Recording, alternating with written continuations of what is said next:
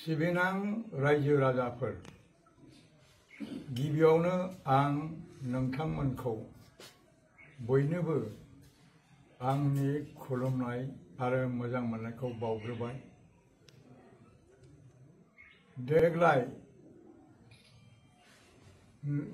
2025 मायथाइनि 10 जानुवारिनिफ्राय 12 जानुवारिसिम बे डिमाकुसीनि दैमु नोगोराव जोंनि बर' थुनलाइ आफादा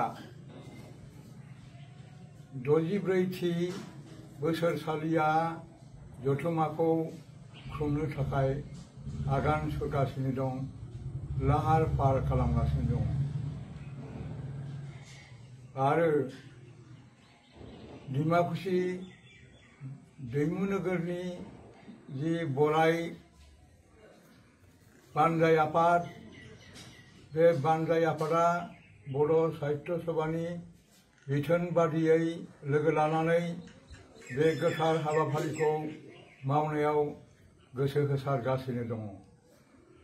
बियो जोंनि बुंनो थाङोबा गिदिर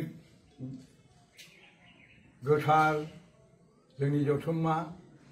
बे जथुम्माया गेदेमा महरै खुंनाय जागोन।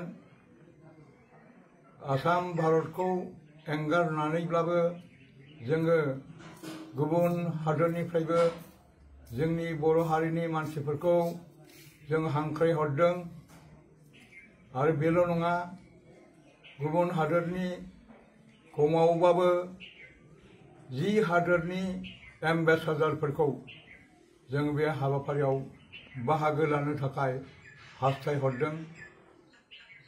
गेदेर गोलाव जेसेबां थुनलाइ सिबियारि दङ, लिरगिरि दङ, बिथांखौ लानानै आरो गुबुन गुबुन हाबाफारि लानानै बे सानथाम जोंनि बे जथुम्माया जागोन।